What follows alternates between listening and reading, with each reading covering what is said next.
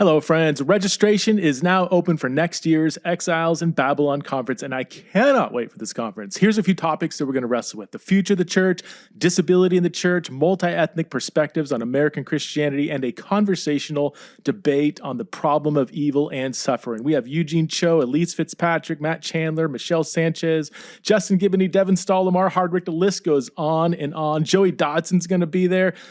Greg Boyd and Clay Jones, they're going to be engaging in this conversational debate on the problem of evil and suffering. And of course, we have to have Ellie Bonilla and Street Hymns back by popular demand.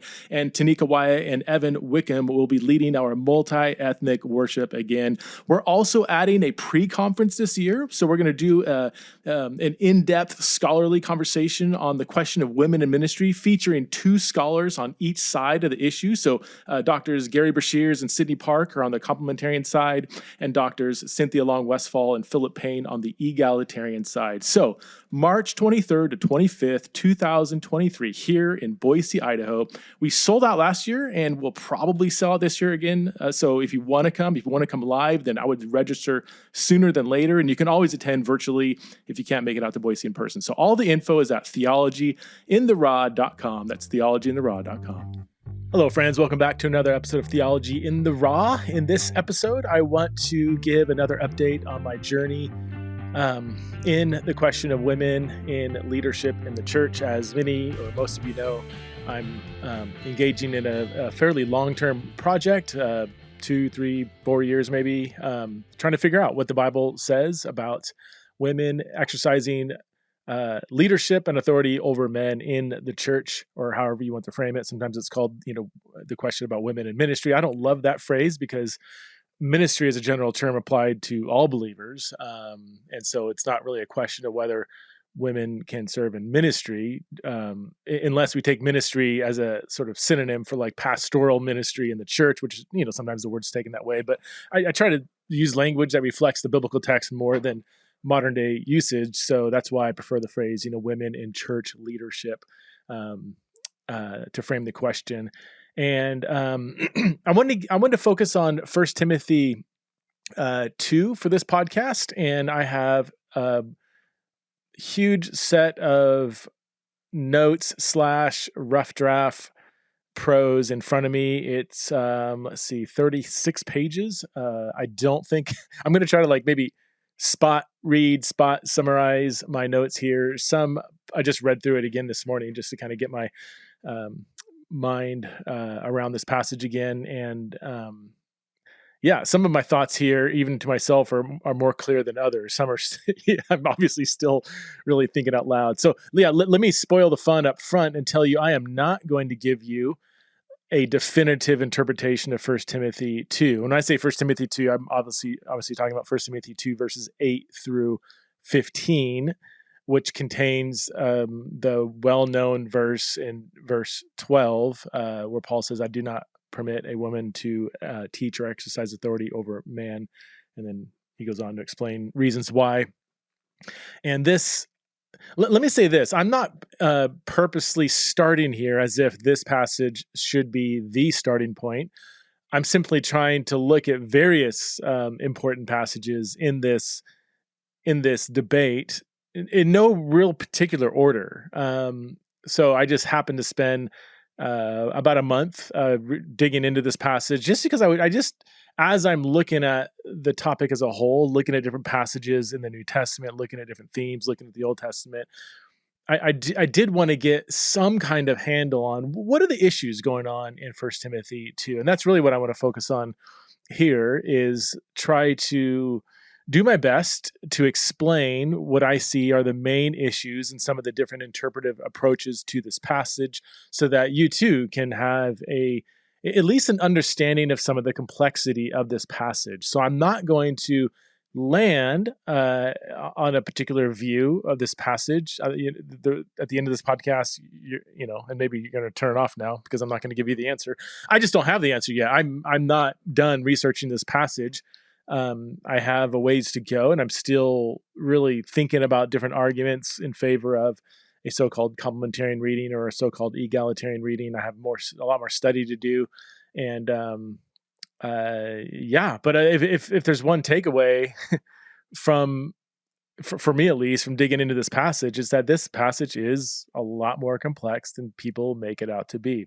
And so that's what I want to leave you with. I want to leave you with maybe leave us all with a bit more maybe humility with regard to this passage. So those of you who think this passage obviously prohibits all women everywhere teaching and exercising authority over all men in the church, if you just think that that's just such the obvious reading, I want you to back off of that. And likewise, I would want egalitarian leaning people or full on, hardcore egalitarians to at least recognize that complementarians do have some good exegetical reasons why they hold to their views. So I'm calling this just, 1 Timothy 2 an exploratory conversation, because that's really what this is. I want to identify,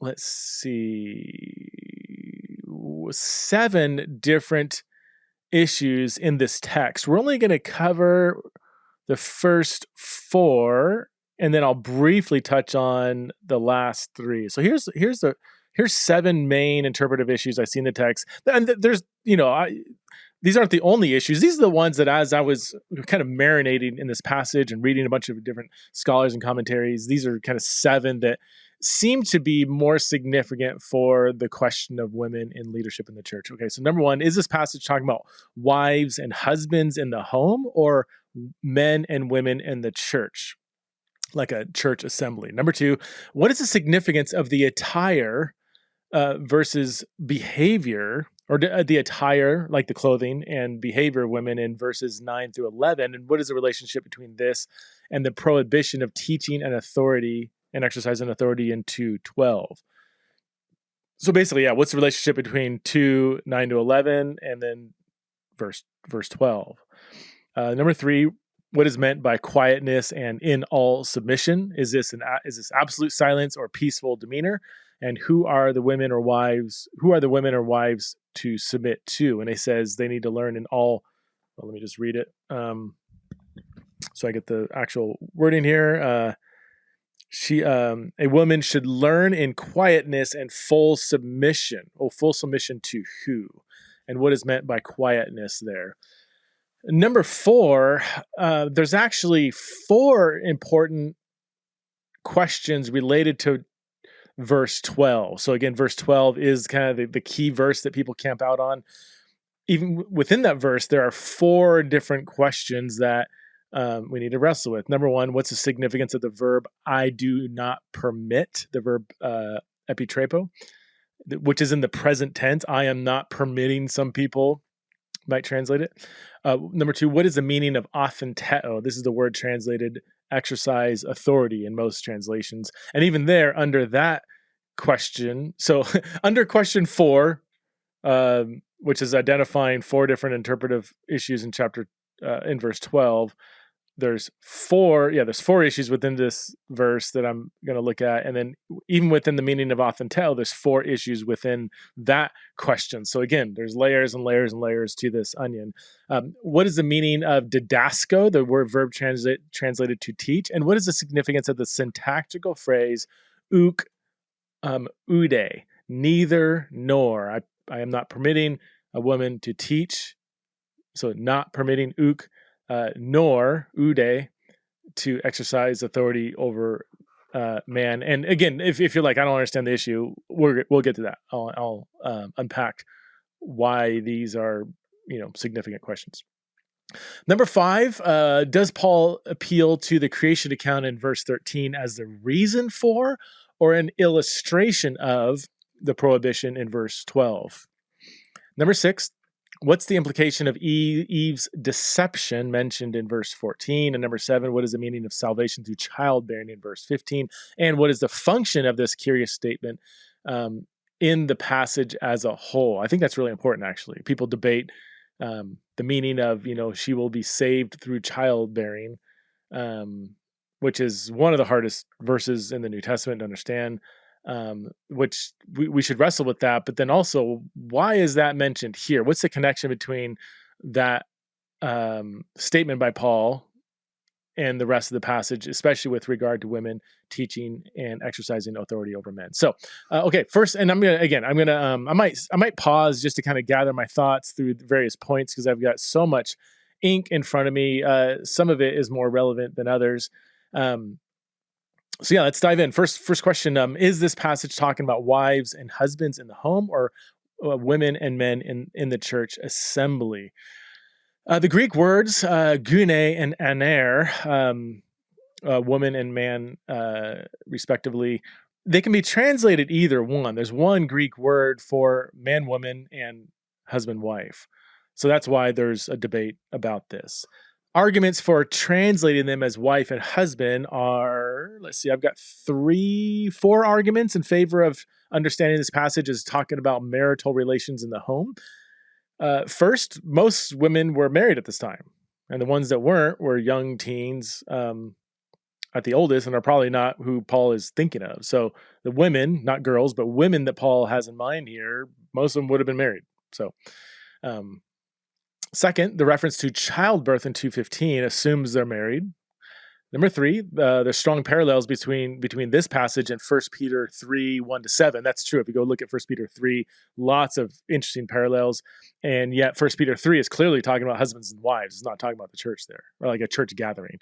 And number 4, the phrase in every place in verse 8, 1 Timothy 2:8, suggests a setting that is beyond simply the church assembly. Okay, so those are 4 main arguments in favor of seeing this as husbands and wives and not men and women in the church assembly. I believe, if I remember correctly, who takes that view? Well, Cynthia Westphal takes that view. And do I have others cited here? Let's see.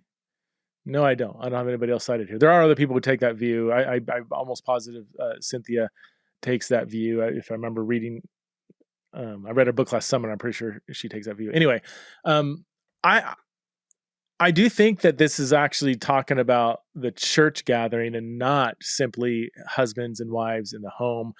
And let me give you some arguments for that. First of all, this is a pretty strong argument here. First reason that this shouldn't be limited to husbands and wives in the home is that a large problem of in Ephesus, who Paul's writing to, past Timothy's in Ephesus, Paul's writing to Timothy in Ephesus. A large problem in Ephesus has to do with widows. You see this in 1 Timothy 5, 2 Timothy 3.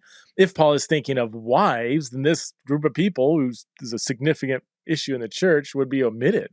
Perhaps the very group who he's speaking about. Especially if there's some parallels between the description of the younger widows in 1 Timothy 5 and how they would,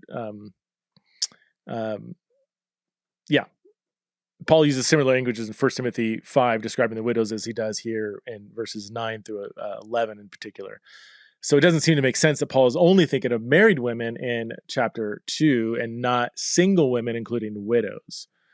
Are only married women not allowed to teach, but single women are? Are only married women not allowed to wear braided hair and expensive jewelry, but the widows are totally fine wearing that stuff?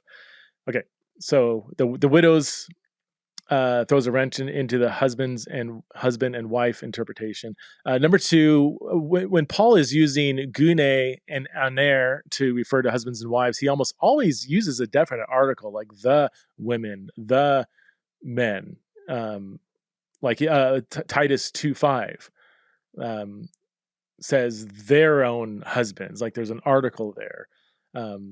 Ephesians 5:22, the women, gunakis, and that's why it's translated wives there. There's a definite article there, and the rest of the context, obviously, in Ephesians 5 makes it clear that husbands and wives are in view. Third, the mention of teaching and prayer suggests a worship setting, chapter 2, verse 8, verse 12. And so it feels a bit out of place to dive into wives and husbands here, especially when Paul does discuss marital relationships later on in 1 Timothy 6, 1-2. So, I do think that the church view is the better view here, that this isn't talking simply about wives and husbands in the home. He is talking about the gathered assembly. There is a lot of overlap here, though, right? I mean, the church is even called the household of God. in 1 Timothy 3:15. You see a lot of parallels between, leaders being able to manage their home well, and therefore they're qualified to manage a church. So I don't want to put a harsh distinction between the home and the church, especially when the church met in homes and they're given lots of, described with familial language. But I do think that Paul is talking about the gathered assembly here. Okay, let's go to number 2. Question number 2. What is the significance of the attire and behavior in chapter 2, verses 9 through 10? And what is the relationship between this and the prohibition of teaching and authority in verse 12? So I'll just read it. This is from the NIV.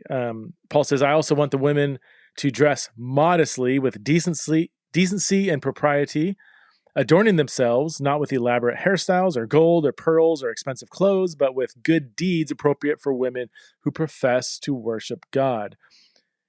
Then he talks about behavior here. A woman should learn in all quietness and full submission. And then the famous verse 12, I do not permit a woman to teach or assume authority over a man. She must be quiet. So you have parallels again in 1 Peter 3, verses 3 to 5, especially, and then Titus 2. Secular parallels in, telling women not to wear expensive clothing and to dress modestly and to demonstrate certain virtues. In the Greco-Roman world, secular writers frequently critiqued the extravagant displays of wealth, particularly of women. And so Paul's words here are right at home in some of these Greco-Roman critiques. Gold and pearls were very expensive, and the kind of elaborate hairstyles Paul probably has in mind here would have taken hours to prepare, usually by the hand of a slave. So only the rich would have been able to have the time for such extravagance. Ephesus was a relatively wealthy town. And so it fits right at home that Paul would be addressing this issue in the church in Ephesus.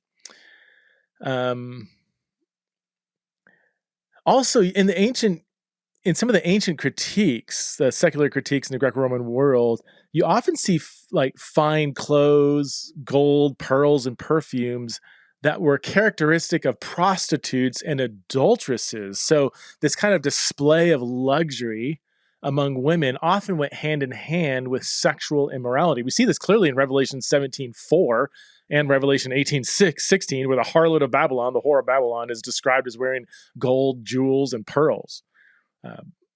Pearls in particular were seen as, the epitome of extravagant wealth. So wealth and sexual immorality on women especially often went hand in hand in the ancient world. Paul's use of various virtues here, decency, self-control, prudence, or, there's different translations here. The one word that really stands out here is the one translated by the NIV, I believe, propriety. It's the Greek word sophrosune. Sophrosune. This was the primary virtue of women in antiquity, and it's not even close. This just went hand in hand with the virtuous women that they demonstrated sophrosune. It's hard to capture with a single English word. It does speak of, it's one of the 4 cardinal virtues described by Plato. So it does apply to both men and women, but when applied to women, it often carries the idea of chastity or sexual purity as a form of self-control. So it does seem to have strong sexual connotations. So if we want to sort of mirror read what Paul's saying here, he's addressing women who were not only displaying their wealth, but also needed to be told to demonstrate sexual chastity or purity. Well, the word purity has some negative vibes from the purity culture today, so I want to hesitate with that word. But I think Paul would have no problem using that word because he wasn't raised in the purity culture. But so it very well could be that there was an issue of women displaying not just wealth, but also engaging in sexual promiscuity in Ephesus. Now, everything I've said so far is pretty much agreed by scholars, but agreed upon by scholars, complementarian, egalitarian, clearly there's references in the ancient world to women displaying wealth. Clearly, they also kind of demonstrated sexual immorality. These went hand in hand. But can we be more specific? Can we be more specific with the kinds of women Paul is addressing here? And this is where I have been very intrigued by the work of Bruce Winter. Bruce Winter was a Australian scholar who he was the warden at Tyndale House. Shout out to Tyndale House. My friend Peter Williams is now the warden or principal, I think he's called now, of Tyndale House. Tyndale House is one of my favorite places on earth. A little shout out to Tyndale House. It's a evangelical, biblical studies research center in Cambridge, England. Cambridge, England is one of, if not my favorite city on earth. Absolutely love it. And Tyndale House is this, it's a house. I mean, it's an old British house that's been expanded. So it has several rooms you can rent out. It has there's a bunch of dorm rooms you can rent out. And then it has a library that contains virtually every book in the world of biblical study. So not theology or philosophy necessarily, but if books written on the Bible, this library contains virtually all of them. And if they don't have one that you're looking for, they might even go and purchase it if you're a researcher there. So I've been there several times. I was just there. Well, yeah, I was there for this book. I spent 3 different weeks there at Tyndale House doing research, and it's, yeah, for nerds like me, it's just heaven on earth. And the whole environment's awesome. It's a bunch of it's explicitly evangelical and very scholarly. So you have people that are just experts in like papyri and Hittite and just all kinds of crazy hardcore stuff. And they're sold out believers in Jesus. And so it's a great, great community. Anyway, getting nostalgic talking about it. So yeah, I've written a few books there. I wrote a good chunk of my book Embodied at Tyndale House and did a ton of research for this book that I'm working on at Tyndale House. Why did I bring? Oh, so Bruce Winter. I first met Bruce Winter years ago when he was kind of running Tyndale House, and he's just a salty, spicy Australian scholar who I think he's in his early 80s now, but just a brilliant scholar, a great man of God, spicy personality. And so he's got this book. Do I have it on my desk here? Roman Wives, Roman Widows, I believe it's called. I can't see it. There it is. It's too far away. I can't read the subtitle, but it talks about, the subtitle has to do with something with the new Roman women or woman. And that's a description scholars use to describe a movement that was birthed around the turn of the century, where certain wealthy women of Rome threw off the shackles of traditional Roman values and started kind of an ancient sexual revolution, if you will. The movement was fueled by newfound wealth. It was pouring into the empire, so women were getting access to more and more wealth that they didn't previously have. And also there was some... all throughout the first century, really, there was a growing loosening on traditional Roman values surrounding sexuality. And part of it was spurred on by Ovid. Ovid is, who do I compare Ovid with? I don't know. I'm sure there's a great modern parallel to Ovid. Ovid wrote some really racy, provocative poetry about love and sexuality. And I believe, I've read just bits and pieces, but I believe he advocated for adultery, which was outlawed in the Roman world. Like that, we all think, yes, the first century was a, pretty, open to all kinds of forms of sexual exploration. One of the few that was still off limits was adultery. Like that was a big, big no-no. It was deemed illegal, I believe, by Augustus. So Ovid was actually exiled by Augustus, and there's some political reasons for that, maybe. But as the tale goes, it was because he was just kind of stirring the pot. He's just creating too many waves in the traditional Roman culture. So Augustus exiled Ovid to the city of Tomis. But throughout the first century, secular Greco-Roman writers often sometimes address and condemn certain behaviors of women that seem to reflect this new Roman woman. And I've got, let's see, some quotes here by Dio, Chrysostom, Seneca. Okay, how about this? This one from Seneca is really relevant. So Seneca was, who was he? He was like oh gosh, Joey Dotson's going to kill me if I don't rattle off Seneca's credentials. He was like the mentor, right? Well, he's a Stoic philosopher, writer, statesman, and mentor to Nero before Nero got upset at him. But Seneca praises his mother in ways that appear to be set against the backdrop of these new Roman women. So here's what Seneca says. He says, unlike the great majority of women, you never succumbed to immorality, the worst evil of our time. Listen to what he says. Jewels and pearls have not moved you, and you never thought of wealth as the greatest gift to the human race, and you have not been perverted by the imitation of worse women who lead even the virtuous into pitfalls.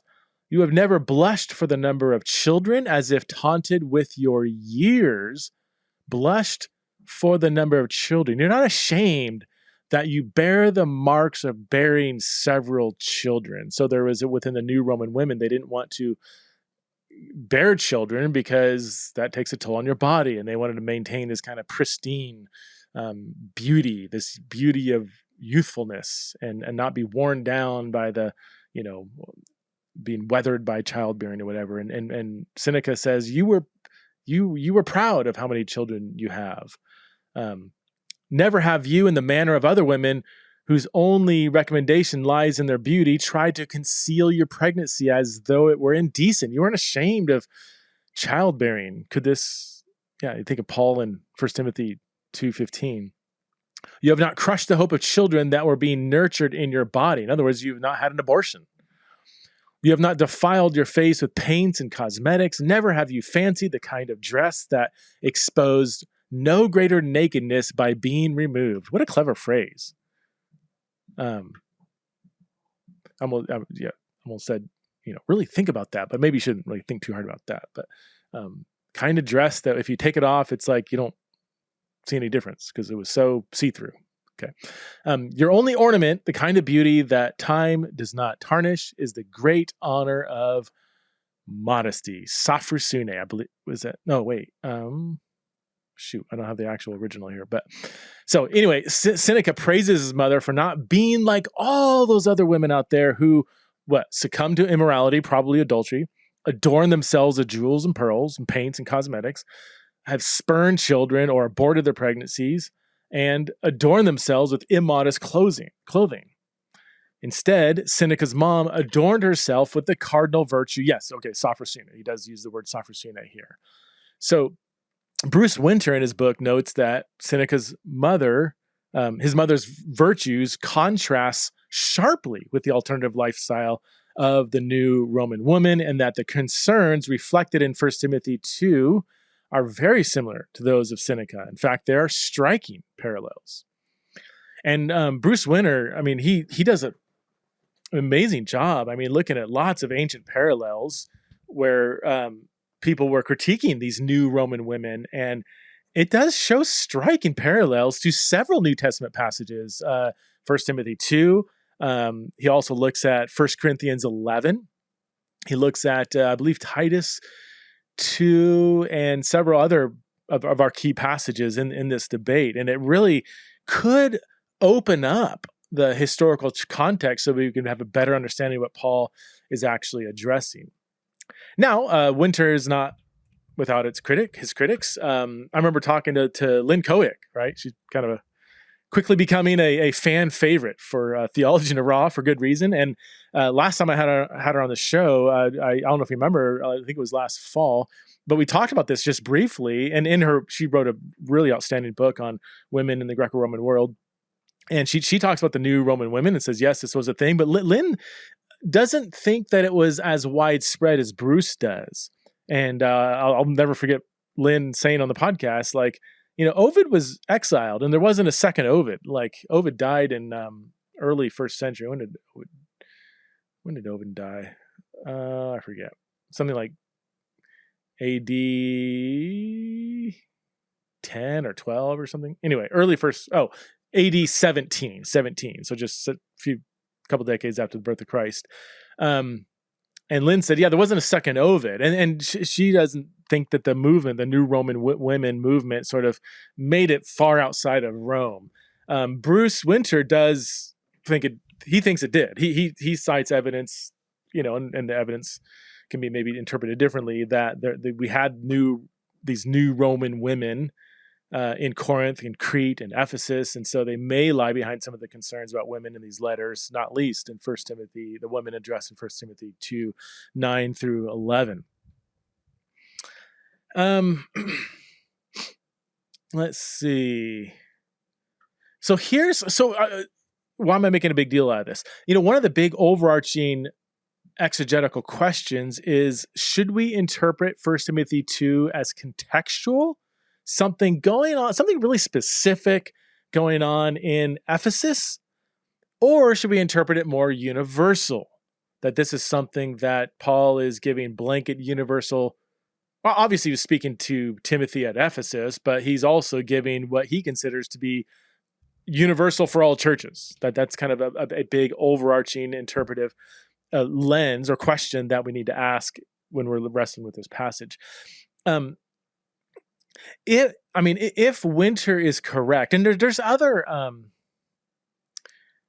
there's other attempts at identifying a specific background issue going on here. Some people look at the Artemis cult in Ephesus, and that there's something specific with women following the cult of Artemis that was sort of influencing the church, and so that is what's lying behind that's what's motivating Paul to say what he does in 1 Timothy 2. And I read some interesting stuff on that. I still have a lot more work to do on that. I'm waiting for Sandra Gland to finish her book on this topic. Is that public? She's writing a book on 1 Timothy 2 and the Artemis cult. And there's other. So there is an older work, or there's several older works that have explored this connection. They've been pretty severely critiqued by scholars on both sides of the egalitarian complementarian debate. But I've not looked into it too thoroughly. I've just seen people critique, again, a pretty large group of scholars critique previous work done on this. So I haven't been as motivated maybe to look at the Artemis stuff, but I definitely will, and I need to. There's another interesting article, let's see, by Gary Hogue, and he looks at 1 Timothy 2 in relation to a secular work written in Ephesus, possibly right around the same time as 1 Timothy, called the Ephesiaca. I don't know how to pronounce that, by Xenophon. And a lot of the key words in 1 Timothy 2, 9 to 10 in particular, also occur throughout this fictional work. But he tries to build a kind of a background that there's something specific in. He does link that one. He does link it to the Artemis cult there, but but beyond that, just generally, there's something in Ephesus where you have women, whether we call them the new Roman women or not, just wealthy women displaying their wealth and engaging in sexual promiscuity. So if one or both of these, specific backdrops, whether it's the Artemis cult or the new Roman women, or maybe it's not an either or, but a both and. If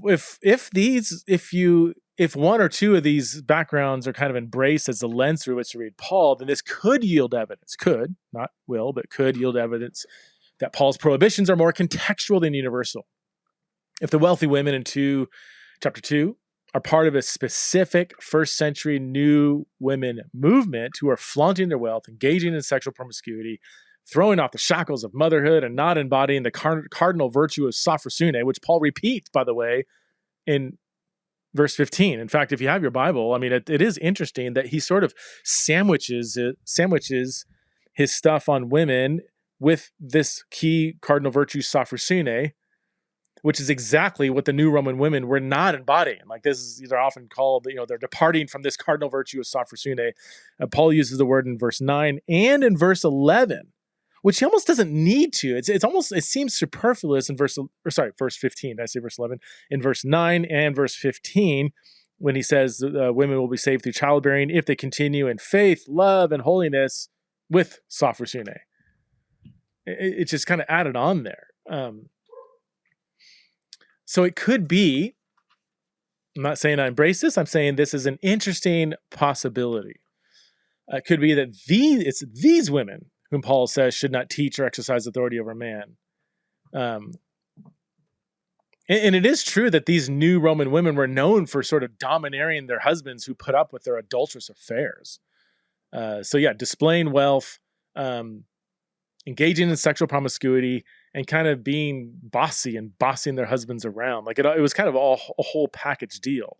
So if some of the critiques on wealth and sexual promiscuity in the passage are applying to these women, then it would very much, it could easily also apply to women who were dominating their husbands. So if that was the background, then what's the implication? What does that imply? It implies that, Paul's not thinking of godly women like Priscilla, Phoebe, Lydia, or Junia, or others, Mary, when he penned 1 Timothy 2:12. And this also does make sense of that strange passage about childbearing in 2:15. Why even bring up that? What does that verse have anything to do with women teaching or exercise authority over man? Well, it would have a lot to do with if Paul's critique is part of it's part of a greater critique of these new Roman women, because they, as Seneca said, they are spurning their call to have children, or however he worded it. Next question. This is our moving into our third question here. What is meant by quietness and in all submission? I kind of almost want to skip this because it seems pretty clear, not really debated, that when it says a woman should learn in quietness, that has to do with a general demeanor, not literal silence. So I don't think this is banning women from speaking in church. And why do I say that? Well, the same root word is used in 1 Timothy 2:2 when Paul says, we should all live a quiet and godly life. Let me quote it exactly. We need to pray for all people, kings and all those in authority, so that we may live peaceful and quiet lives in all godliness and holiness. That's all believers, right? Or at least all the people, all the believers in Ephesus. Surely he's not banning speech from everybody at Ephesus. He's giving a general demeanor, a quiet life. Keep your head down. Don't cause too much trouble. Live a humble life, an honorable, respectable life. And that's the same root word that Paul uses of women here. In full submission, since I don't think this is simply talking about wives and husbands in the home, then full submission, I think here probably has to do with the one teaching. And so maybe, it's possible that again, if we mirror read this, why does Paul have to say this? Well, maybe women in the church gathering were not being quiet, not in the sense of being, they were simply talking, but they were being boisterous and kind of disruptive and weren't submitting to the one teaching, which again, whether you're egalitarian or complementarian in this sense, doesn't really matter. I mean, when somebody's teaching, you shouldn't be like disrupting that, right? You should be respectful to the one teaching. Let's move on. Because I don't think that's probably the least significant and least disputed interpretive issues in this passage. So let's move on to our fourth main question, which is the fourth question is, there are four important questions about 2:12, 1 Timothy 2:12. The first one has to do with, so let me repeat the four questions again on this verse. Number one, what's the significance of epitrepo, I am not permitting? Number two, what's the meaning of authenteo, to assume authority?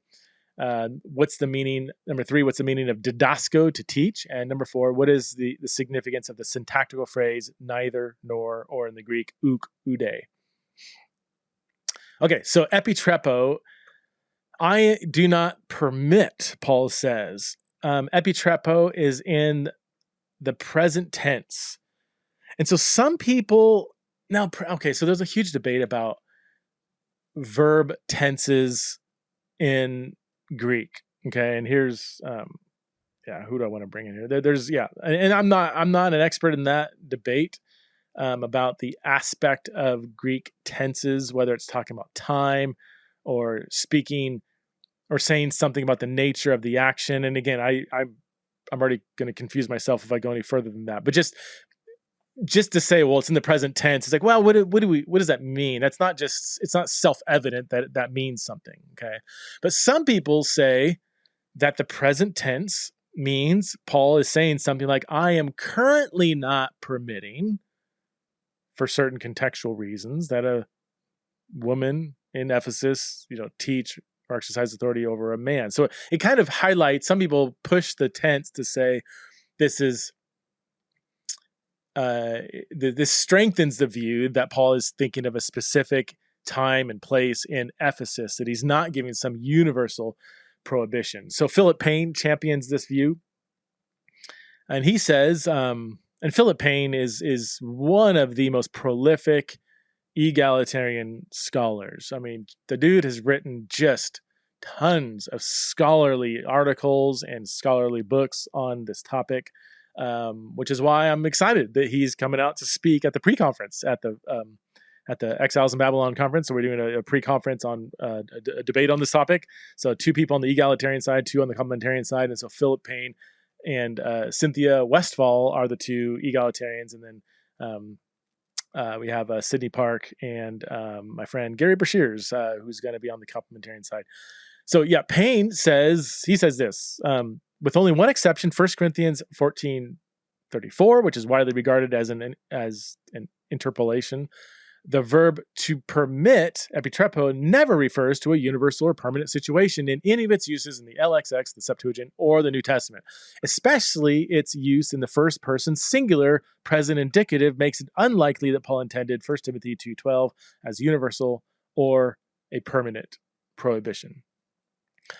I have not verified that statement. And by the way, that's one of the more frustrating things in this debate. Whenever I actually look at somebody's, well, I shouldn't say every time, in many cases, especially if somebody's really passionate about their viewpoint, when I look up their footnotes, their references, and I double check their evidence and what they're citing, it is discouraging. I'll just be honest, y'all. It's discouraging that sometimes the evidence doesn't check out. So, and I'm not saying with Philip Payne that's the case. I'm just saying I don't believe what anybody says until I actually go and look up everything, and I haven't done that. When he says there's only one exception to the rule, that epitrepo in a present singular indicative always refers to a non-permanent situation. I would need to verify that. I will say that most scholars do not, even egalitarian scholars that I read, most egalitarian scholars don't make too much of the verb. So that should add caution, I think. Let's see.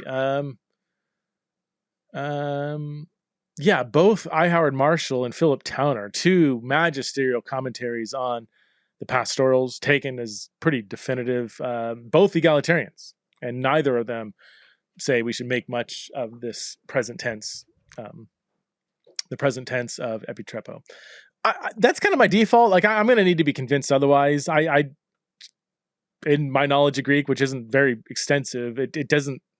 I don't know. I get nervous kind of reading too much into these kind of things. Reading too much into a tense to make a pretty big theological conclusion that this is not universal, it's only contextual. I do kind of lean towards Marshall and Towner, who says, it's contextual reasons why we should say that, not simply because the verb is in the present tense, which Philip Payne does offer contextual reasons too.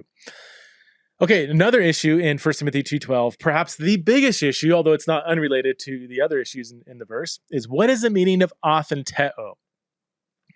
The verb translated to have authority, or what does the NIV say here? It says assume. Oh, it says assume authority. Ooh, Philip Payne would like that.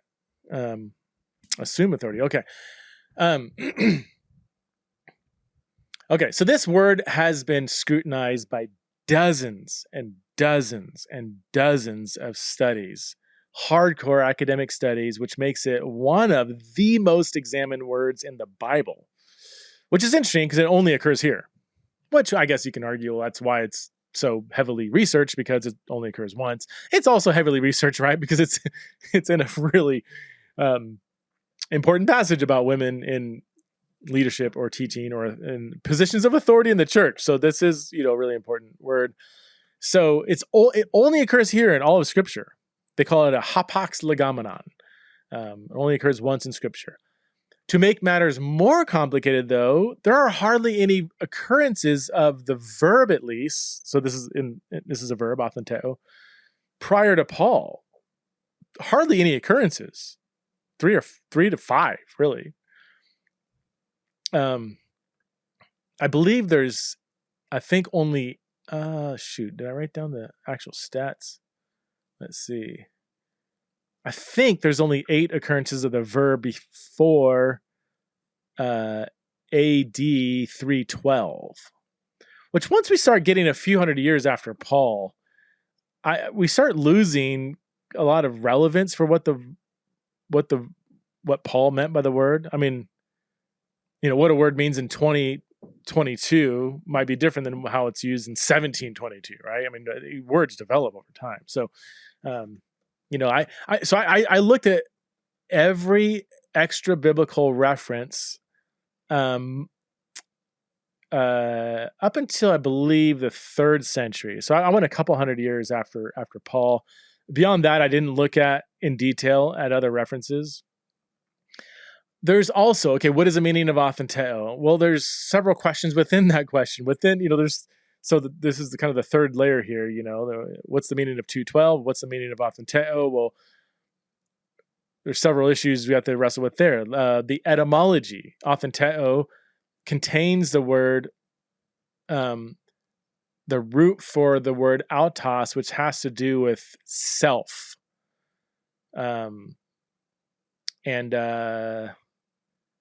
Hubner, Hubner, I don't know if your first name is pronounced Jamin or Yemen. Anyway, I'm just going to call you Hubner. Hubner wrote an outstanding article on authenteo. Absolutely fabulous. It's so great that I actually forgot to write it down. But Jamin Hubner, Jamin Hubner, and yep, you're gonna have to Google it because I didn't write that in the title. He does some good work on the etymology of this word and says all other most words that have autos in the root somewhere contain some sense of self, of one's own accord, self-sufficiency. So there could be, even there built into the word, some kind of negative connotation of it's not simply assume godly authority over man, but assume some kind of self-serving, selfish authority. And again, these aren't exact translations, but it could tint the word with some kind of negative flavor to it. What's the relationship between the noun and the verb? We have hardly any references to the verb in extra biblical literature. We do have several other references to the noun, the noun form of authenteo. Authentes would be the noun. Interestingly, many of the very old forms of the noun back in classical Greek literature, the noun often refers to murder. Like you want to call somebody a murderer, then you would call them an authentes. It's still pretty rare. It's only used, I think, 31 times in classical Greek literature in that sense. I think 38 times the noun occurs. Let me get these exact numbers for you. The noun occurs, prior to AD 100, the noun occurs 38 times. The adjective, adverb occurs 8 times. The verb only occurs 3 to 5 times prior to 100 AD. And 31 occurrences of the noun mean murderer. And that, some people say, see, this is a really negative word, but other people are like, well, that's clearly not what Paul's referring to here. So there's a debate about how should we understand the relationship between the uses of the noun versus the uses of the verb. Some people say we should only look at extra biblical uses of the verb. Others say no, we should consider all root forms to help us understand the meaning of the verb as Paul uses it. I would lean towards that since we have hardly anything to go on, we should gather all the evidence. And sometimes verbs can take on a different meaning than the noun, but sometimes they don't. So sometimes the noun retains some kind of scent, some kind of air, some kind of flavor to how the verb is being used. So I don't think we should just look at the uses of the verb. And this is where I actually haven't framed the question here. So here's why it's important. Well, here's the main question with authenteo. Does it refer to what we would consider otherwise godly authority? Or is it talking about some kind of negative, abusive, domineering authority? So in other words, is Paul prohibiting women simply from exercising any kind of authority over a man? Like good, humble servant leadership? Like, no, that's off limits. Or is he saying something a little more negative here? Women aren't allowed, or is Paul saying, sure, women could demonstrate godly, humble servant leadership authority over men, but not the authenteo stuff. Women should not domineer, try to master, dominate men in sort of the negative way. So this is what has led to dozens and dozens and dozens of articles written on the meaning of this word, many of them that examine the ancient references to this word to try to help us understand what Paul means. Because Paul he just says the word. There's not, it's debated, but there's not a lot in the context that kind of helps us understand whether he's thinking of authenteo as a negative form of authority or simply authority per se. It is, so going back to the fact that this is only used once in the Bible. Sometimes people make a big deal out of words that are only used once in the Bible. But just because you use once in the Bible doesn't mean it's a rare word. I mean, if we grabbed any 13 of your emails and we found out that there was a word you only used once in all 13 of those emails. Okay, of course I'm paralleling Paul's 13 letters. That doesn't necessarily mean it's a rare word. It just means, you just happen to use that word once in the 13 letters. Could be a really common word anywhere else. Like if we, say you use the word capital once in your 13 letters, doesn't mean the word capital is like a rare word. It just means it was rare in your 13 letters. It doesn't mean you even thought it was a rare word.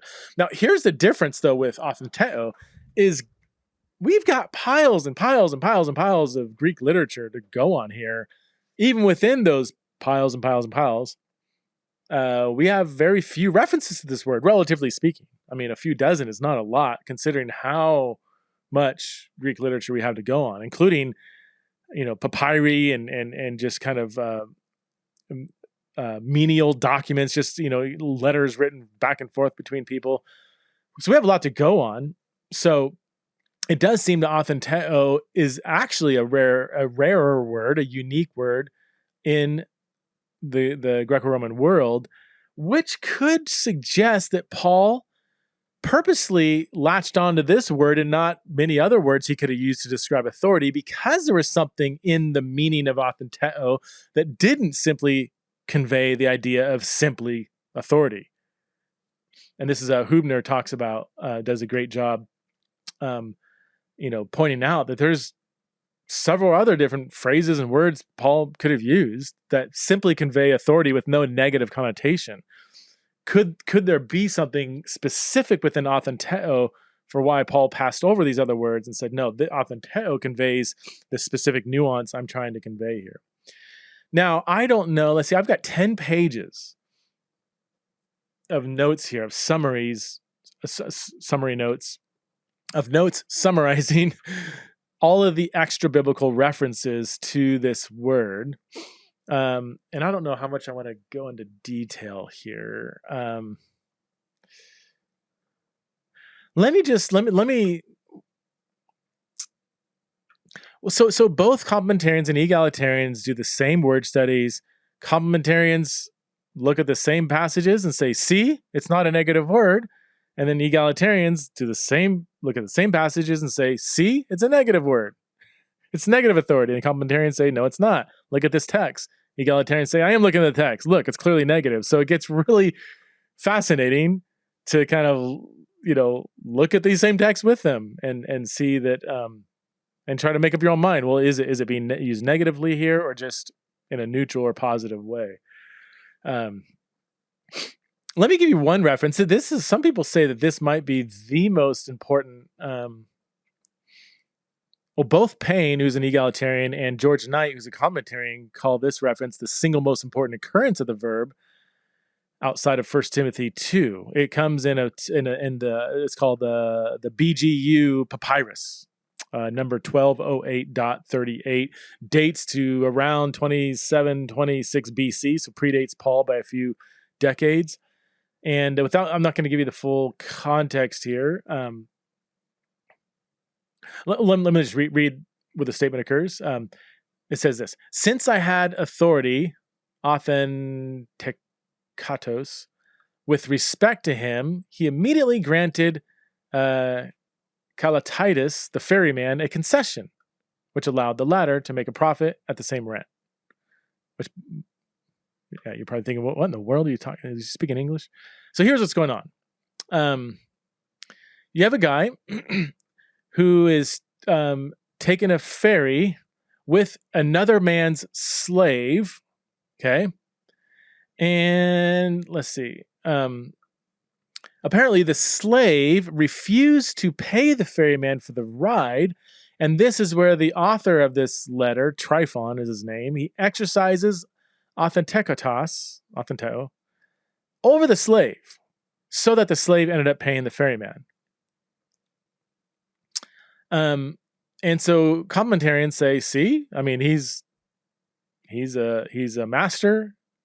He's exercising just normal authority over a slave, and this isn't a negative connotation. It's just normal authority, not bad authority. He's not kicking his slave. He's not beating him. He's just saying, look, I'm a master. You're a slave, even though he's not his slave. He's still a master, and so he has authority over this slave. It's not pejorative at all. However, this is where Philip Payne points out that it actually would have been an inappropriate use of authority to kind of boss around another man's slave, like according to Philip Payne, who cites classicist John Werner, that he didn't have proper authority over the slave. Okay. And so he's kind of writing an apology. This letter is kind of an apology to the slave's owner, saying, hey, sorry, I kind of manhandled your slave a little bit. Really apologize about that. I mean, he didn't say I apologize, but that's kind of the tone of the letter, according to how, one way to look at it. Here's where I want to possibly point out something that I have not, that I've not seen others emphasize. Let's just assume that the master, this guy, did have legitimate authority over another man's slave. Let's just assume that. I'm kind of more interested in the fact that this is a master-slave relationship. So even if within that culture, masters could easily exercise authority over slaves, I'm more interested in the very social framework that gives meaning to authenteo here, that it is a master exercising authority over a slave. That is not how Christian leadership should look like. So if we go back to 1 Timothy 2, women should not exercise authority over men as a slave owner would his slave. Let me point out another... there's another text where, is this the noun used? I believe, no, this is a verb. Where,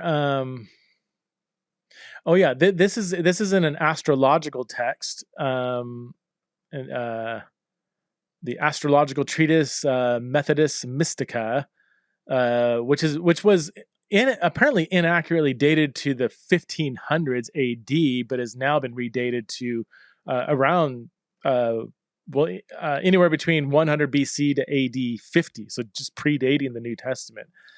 And here we have a description of the planets, the movement of the planets determining the social status of people who are born according to when the arrangement of the planets or something like that. This is a very common thing. People who dabble in kind of astrology in the ancient world. This text conveys a familiar astrological trope where planetary positions in the heavens correspond to social positions on Earth. There are 7 different occupations mentioned: a leader and ruler, a royal man, a great man, an artisan, craftsman, one who works with fire or iron, a fence, or one who takes care of seaside business. Okay, so you see a descending order here. A leader and ruler, a royal man, great man. So they're getting less and less and less on the social hierarchy.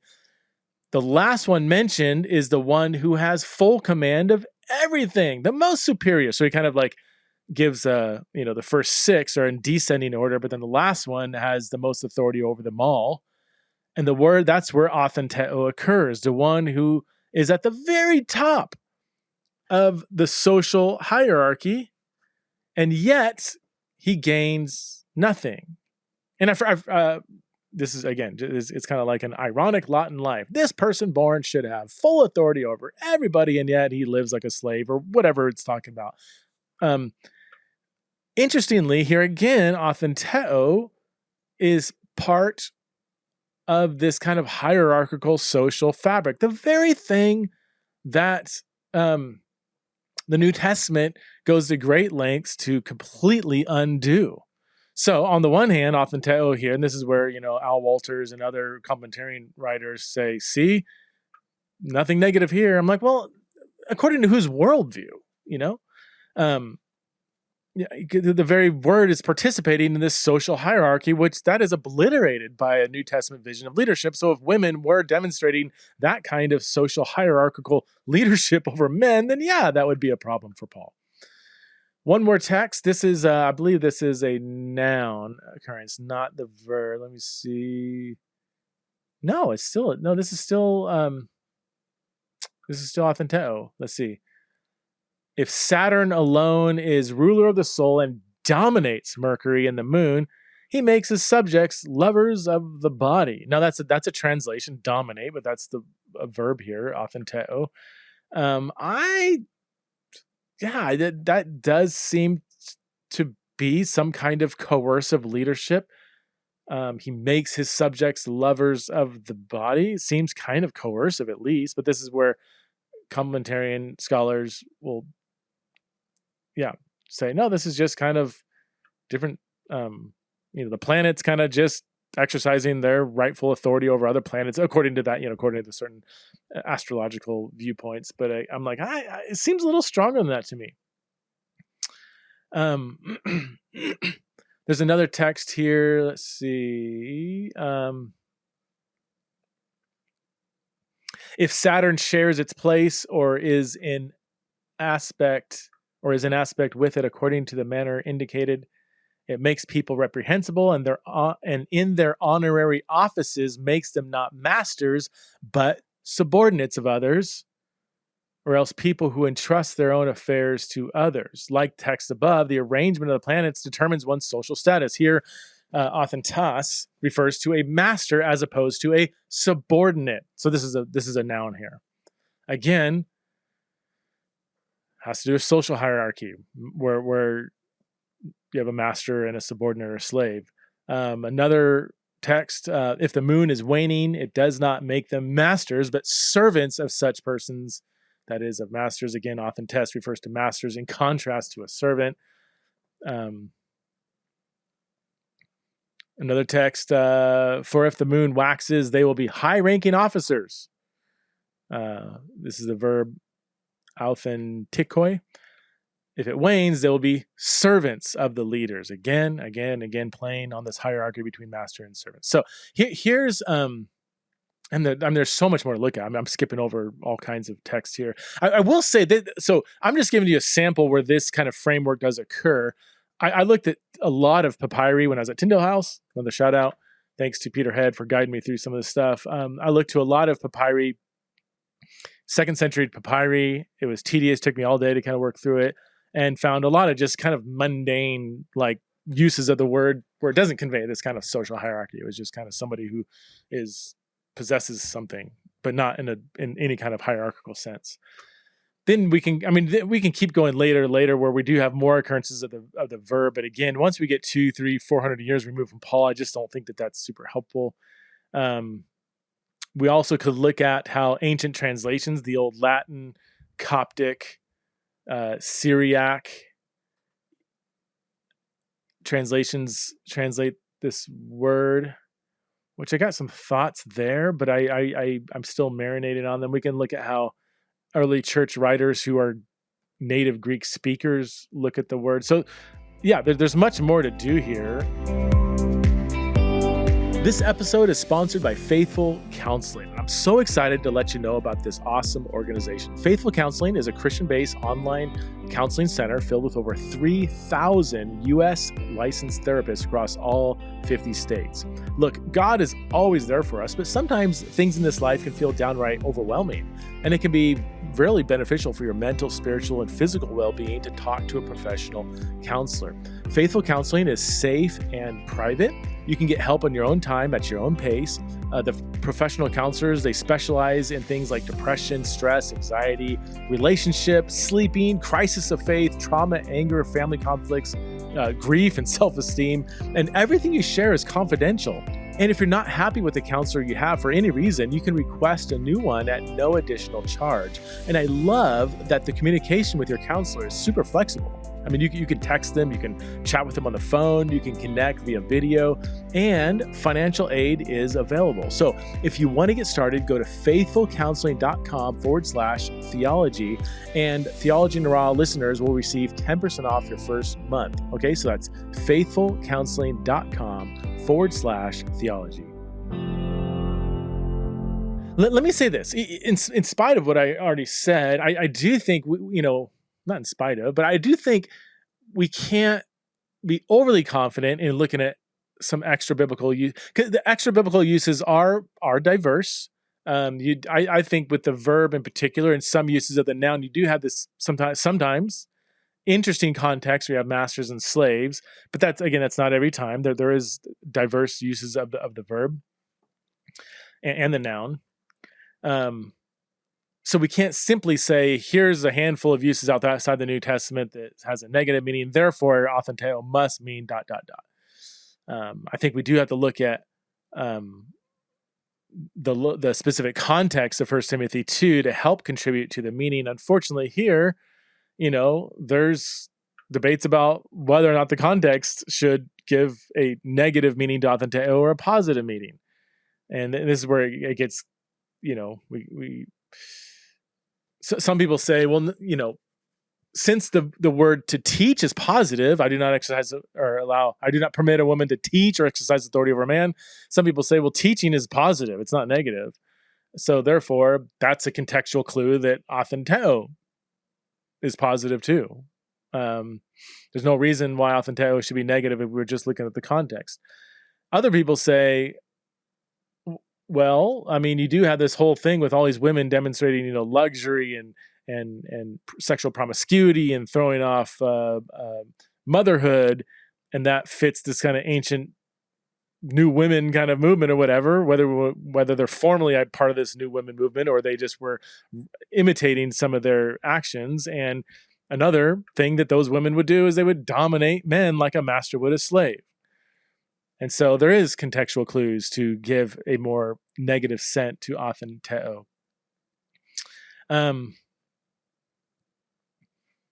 All of these clearly negative. No, I don't want to go there yet. Sorry, I was reading a conclusion that I haven't really explained yet. So all that to say, I think it is a very difficult word to interpret. I do think, here's where I lean. I do think the egalitarian reading here, and not that it doesn't seal the deal, but egalitarians who argue the authenteo isn't simply neutral or positive authority, and what makes it wrong is women are wielding it.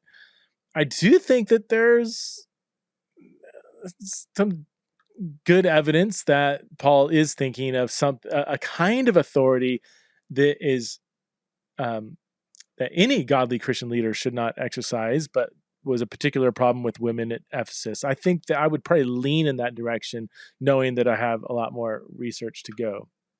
So I would lean towards the view that Paul is probably not prohibiting godly women from always exercising a godly servant leadership over men, but rather he's prohibiting a certain kind of woman exercising a certain kind of domineering leadership that characterized some women in Paul's day.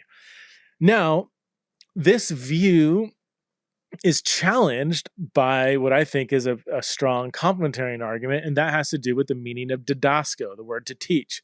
Didasko occurs 16 times in Paul's letters, and in almost every case, the term is used in a positive sense.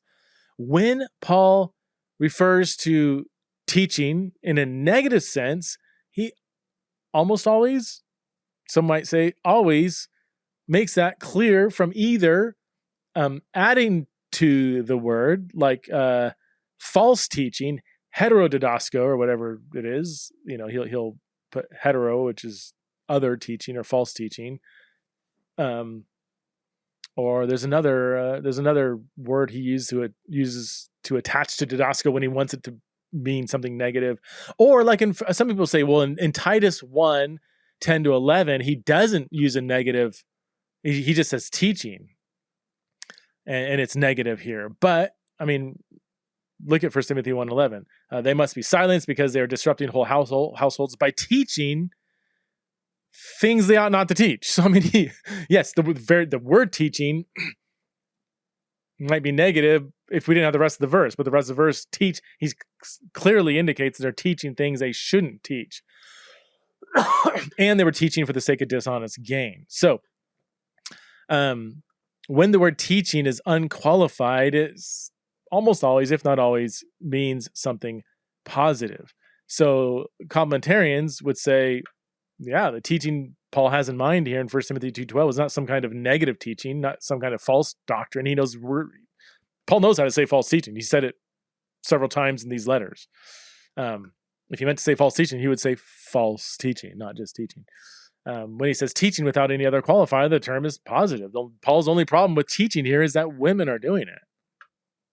That he sees in the created order, coming in verse 13, that God has not ordained that or permitted that women should teach men, and that's not, obviously women shouldn't teach men false doctrine. That's almost like redundant. Why would Paul even need to say that? I do not permit you to teach false doctrine, as if the women were like, oh gosh, I didn't know that. So sorry, Paul. Okay, I'll stop teaching false doctrine. So I do think in of itself, the complementarians have a strong case for the meaning of didasko.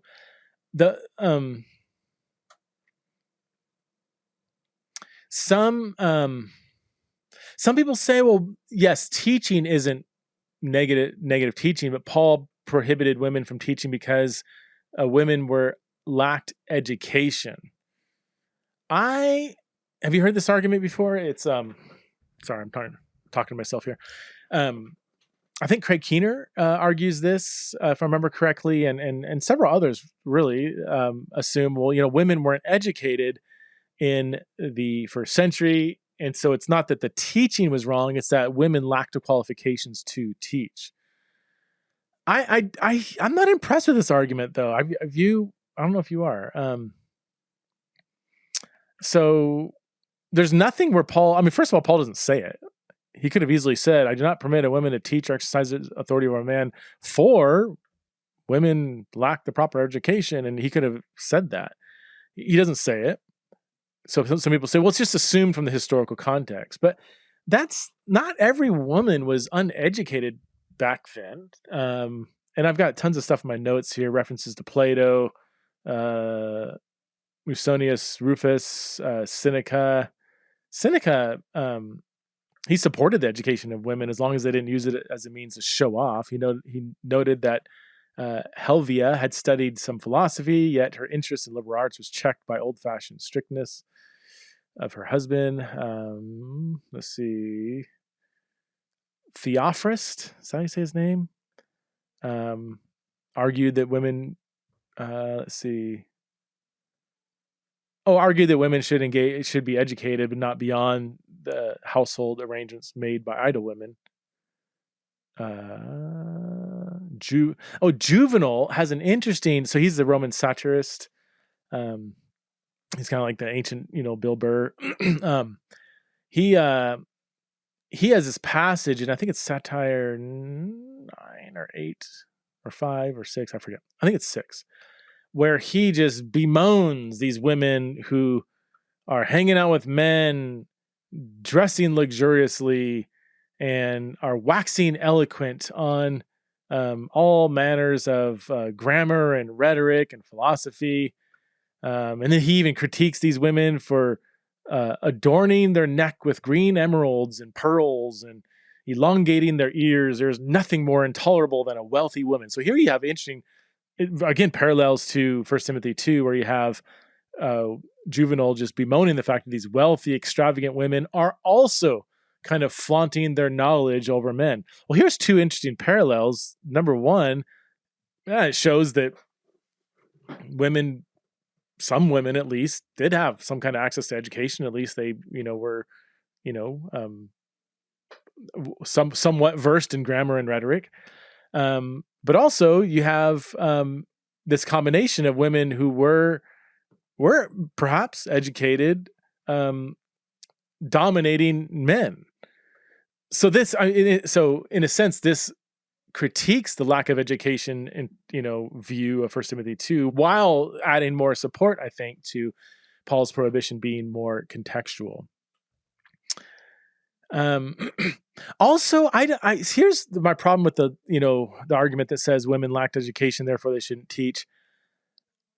Sure, they might have lacked education in medicine and philosophy and rhetoric, but what does that have to do with teaching the scriptures in church? I mean, we know clearly that women sat at the feet of Jesus. We know that Timothy himself was educated by his grandma and mother. We know that other women in the New Testament were very knowledgeable of scripture. Women taught other women and taught other younger girls. So I don't think Paul is saying, look, because women haven't been trained in the arts of rhetoric and medicine, therefore they shouldn't teach the scriptures to men. Like lack of formal Greco-Roman education shouldn't disqualify somebody from being a teacher of God's word. I don't think Paul would be arguing that. So I'm not really into the lack of. I've yet to be convinced. How about that? Of the women weren't educated view. Also, again, it doesn't really make sense that Paul's saying, well, women shouldn't teach false teaching, false doctrine. Well, yeah, obviously. Why even need to say that? It could be, okay, here. So there's 2 different ways to kind of interpret Paul's thinking about false teaching view. One could be that Paul's telling women, I don't permit you to teach false doctrine, which that doesn't make sense to me. Or he could be saying, I don't allow women to teach in Ephesus because we got this issue with false teaching, and women are particularly succumbing to this in Ephesus. So not that the verb teaching means false doctrine, but there was something in the historical situation where women were engaging in false teaching. That one's a little more credible to me. You have a huge concern of false teaching all throughout the pastoral epistles. You have women that were, in a couple passages, being influenced by this, 1 Timothy 5:14 and elsewhere. My one pushback to that argument, that Paul's thinking of false teaching in 1 Timothy 2:12 because women were particularly succumbing to false teaching. My one pushback to that is that while you see women being victims of male false teachers, wooing them over, as far as I see, we don't have any evidence of women in particular being the false teachers in the pastorals. Like nowhere else do we see, I don't think. women as false teachers. They were succumbing to false teaching, but being the false teachers. We just don't see a lot of evidence for that. And again, Paul encourages women to teach other women and other girls. Older women teach younger women. And so if there was this huge problem of women just engaging in false teaching everywhere in Ephesus, then why would he be okay with them teaching false doctrine to other women and children? So I think, honestly, I think complementarians, whether you're offended at it or not, just if you just look at the text exegetically, if you just pretend like, we're trying to look at the Book of Mormon, or like pretend like this passage was in the Book of Mormon or in the Quran or something, where we were, most of us listening wouldn't have any kind of investment in what the text means. We're just like, here's what this ancient text means. I do think complementarians have the simplest explanation. Women are not permitted to teach men because, verse 12, why? Well, Paul says why in verse 13, because of the order of creation. That might be offensive. You might say it's patriarchal, outdated, just grammatically, exegetically. That makes, I think, the better sense of the verb didasco and the connection to verse 13, which we'll get to in a second. I do think it runs up against some problems with authenteo, though. That's where I do think the egalitarian argument on authenteo is slightly better.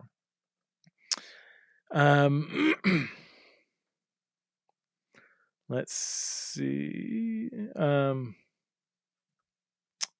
got a long paragraph here. I don't think. Oh, no, I do want to get into this, the social context. Here's one more thing, though, and this has to do with, I know I'm kind of jumping around, but the syntactical phrase uk ude, neither nor. So a lot of scholars, believe me, it's been a lot of scholars have looked at that syntactical phrase. This goes all the way back to like the early 80s when there were scholars debating this. I think Philip Payne has been arguing for a certain meaning of uk ude for 40 years through many articles.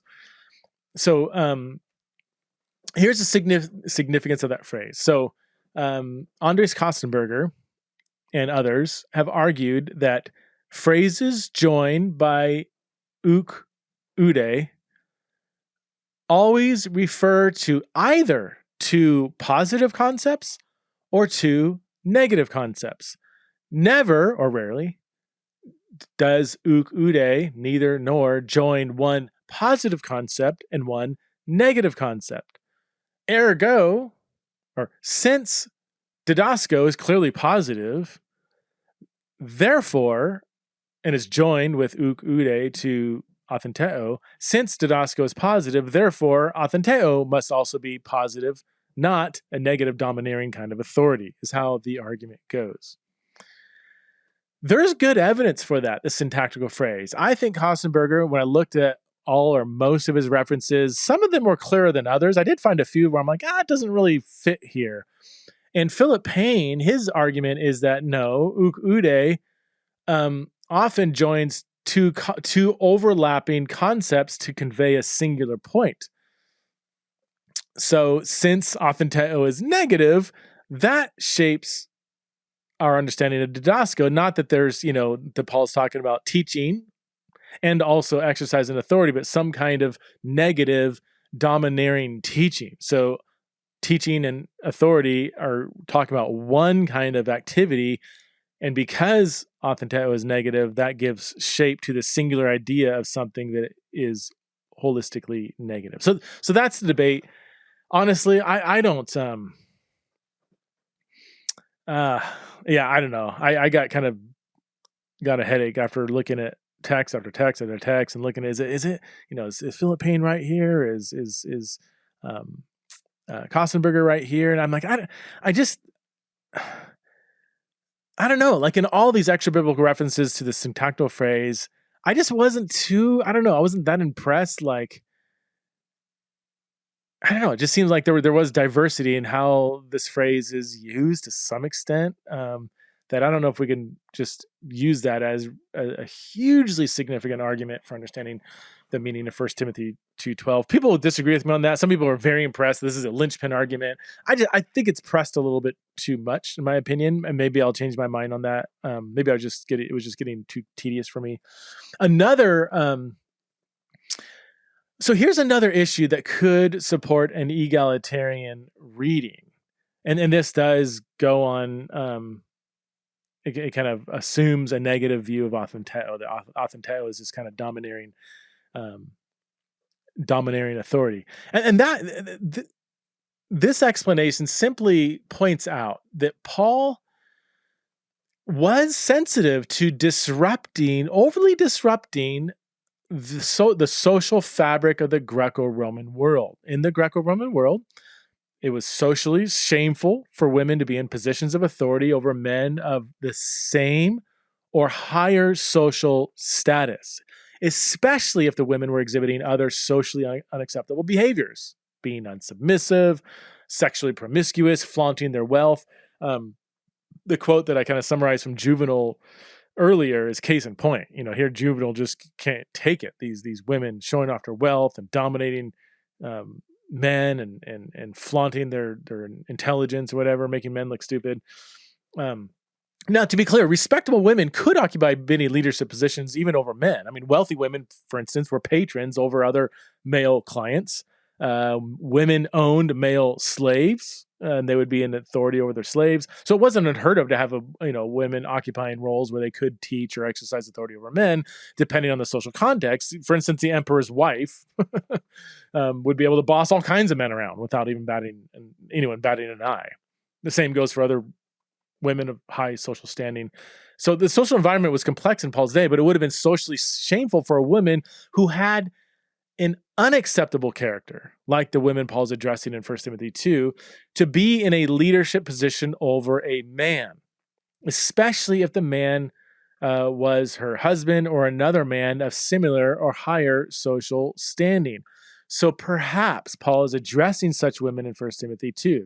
These women were flaunting their wealth, being sexually promiscuous, or at least giving the impression that they were. They were neglecting their duties as mothers, 1 Timothy 2:15.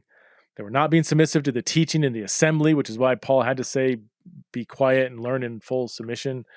And if these women were also teaching men, this would have been incredibly shameful for the church. Let alone, I mean, obviously, if they're engaging in sexual immorality and flaunting wealth, that would be morally problematic. But even if they were just simply maybe giving that kind of air, being perceived as sexually promiscuous, being perceived as not demonstrating sophrosune, self-control, modesty.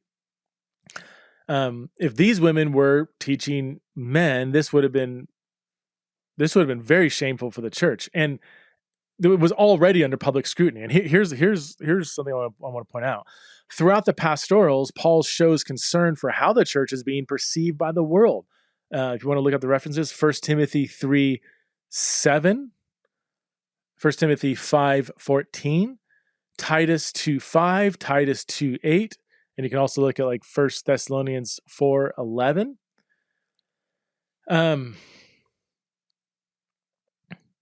Let's see. Oh, so in Titus 2:5, Paul tells Christian wives to be submissive to their husbands so that God's message will not be slandered. That's interesting. Because it was socially acceptable that wives be submissive to their husbands, and if women were not doing that, or at least giving the impression that they weren't, then people could kind of start ridiculing and slandering the church. Paul's purpose in this command has to do with how Christian marriages will be perceived by outsiders, and it's the very purpose for why he tells them to be submissive to their husbands, at least in Titus 2.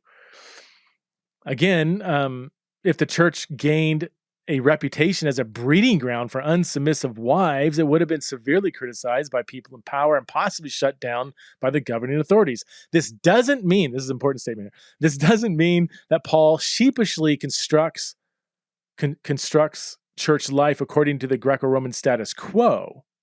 Okay, the gospel is very countercultural, but it does mean that Paul, as a good missionary, navigated the delicate balance between being theologically countercultural without being too overtly socially and politically disruptive.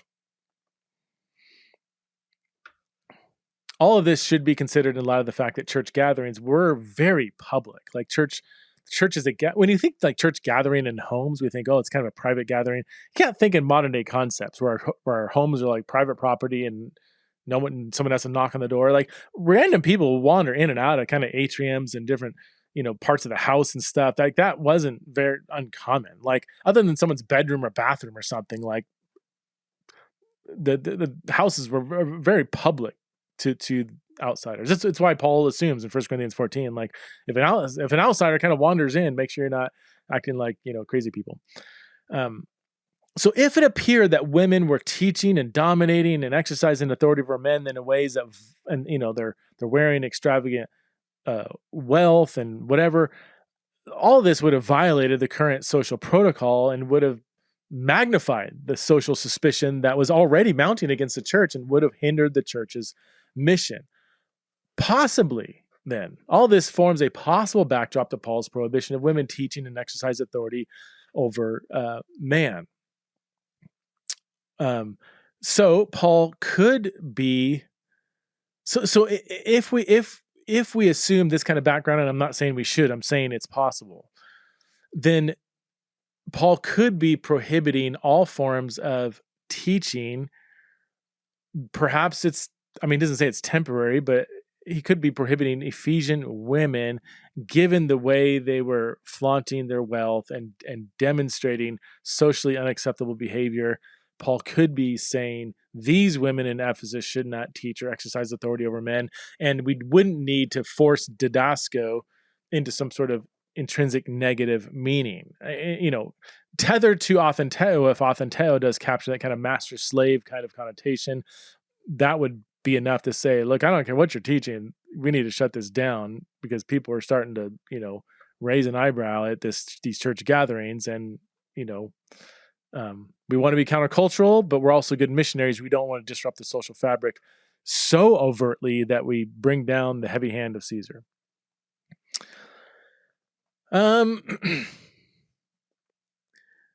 Okay, so there's a few other issues here that I'm not going to get into great detail because I haven't, that's kind of where my notes end at verse 12.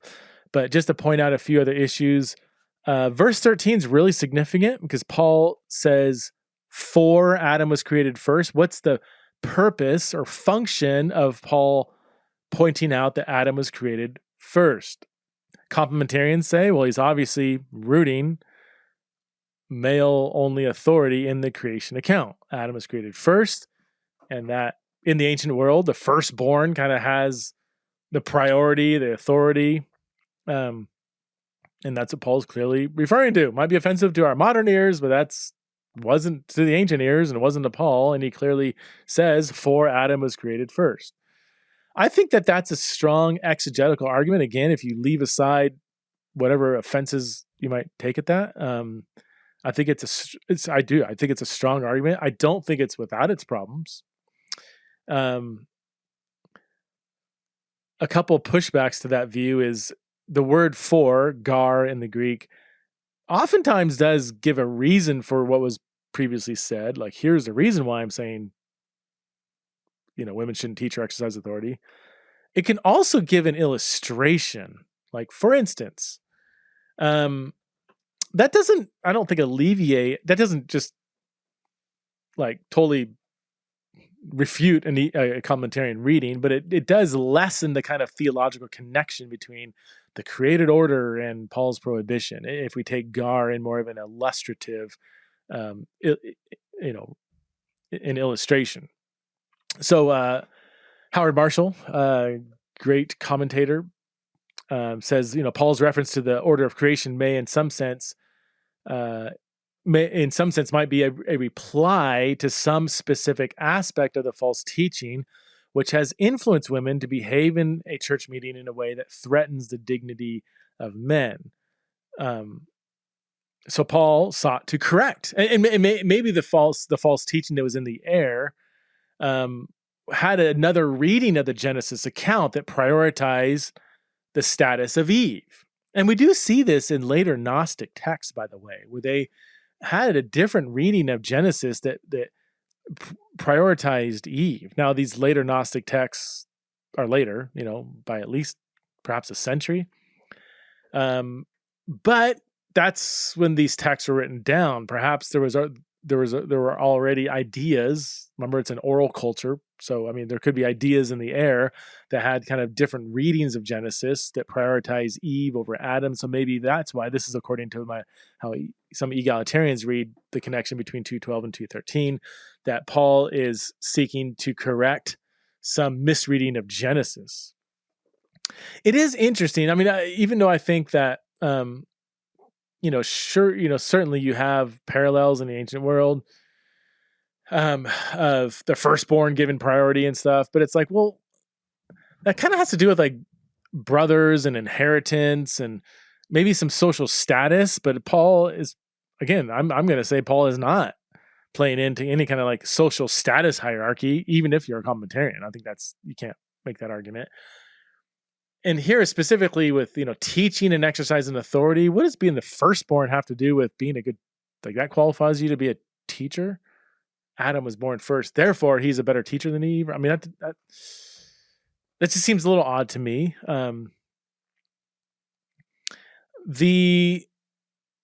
Let's see. Then you have the connection between 2:13 and 2:14 for Eve.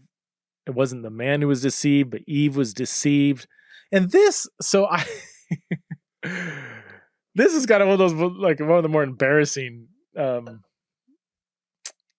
arguments that complementarians, not embarrassing. It just doesn't really work on several levels. But I was happy to find out that most complementarians I read do not say that all women are intrinsically more easily deceived than men, therefore they can't teach. I was surprised that complementarians often didn't make that argument. The closest I found, let's see, Tom Schreiner says, let's see if I can find his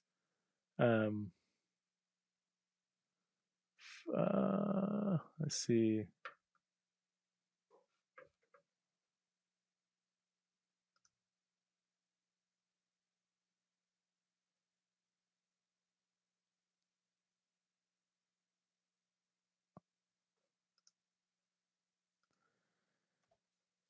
Yeah, so Schreiner says this, generally speaking, women are more relational and nurturing, and men are more given to rational analysis and objectivity.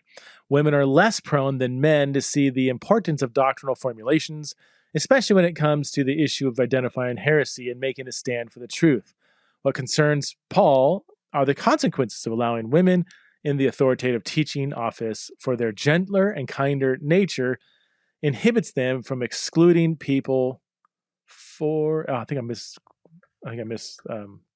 a typo on my part, excluding people for doctrinal error, inhibits them from maybe examining people or something like that for doctrinal error.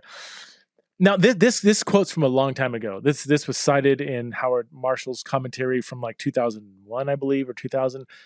So this is a couple decades ago, before or longer than that, when Schreiner said this. He might have changed his mind on that. And I know some of you are cringing at what he says there. Others are like, yeah, what's the big deal?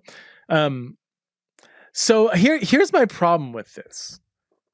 It's not. Let me just assume, for the sake of the argument, that this is that Schreiner is making an accurate scientific observation. Okay, hang on before you yell, or just hear me out. We need to climb inside this argument. Okay, I'm going to climb inside this argument to show why I don't think it actually works. Let's assume this scientifically, whatever, women are more relational and nurturing than men, and men are given into rational analysis and objectivity. Let's assume that men are more, just biologically more wired to identify heresy and see the importance of doctrinal formulations. Hang in there. I can hear some of my Patreon supporters are like, I'm about to cancel my contribution to your ministry. Let's assume that women are gentler and kinder in nature over men. Two pushbacks to that assumption. Number one, even if it was true, isn't good teaching good teaching that is actually more relational and not just rational analysis, that is gentle and kind and not just being able to boldly refute sound doctrine. Like, yeah, those elements, maybe there's a place for that too. But the way he kind of says, therefore, women should be excluded from teaching, I'm like, I think we need more of that kind of teaching. And I think the evangelical church has given us much fodder for that concern of mine.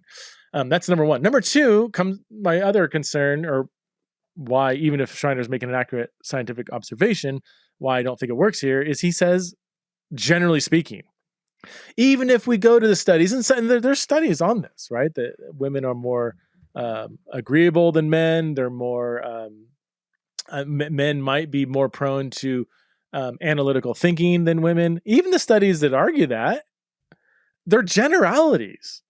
They mean like there's a huge bell curve with a massive overlap, meaning like, yeah, 70% of men more analytical, the other 30%, actually you have the other 30% of women that are more analytical than 30% of men. Like, these are generalities. So even if Schreiner's logic is true here, that would suggest that 70% of teachers and preachers should be men and the other 30% should be women, because we're not dealing with absolutes. Why give a categorical ban on every single female from teaching and exercising authority over men because they're more easily deceived, when not every woman is more easily deceived than every man, even if we affirm that there is some general truth there. So that's, I guess you can say, well, Paul didn't know science. He just thought every woman was more deceived. And it's like, I don't know.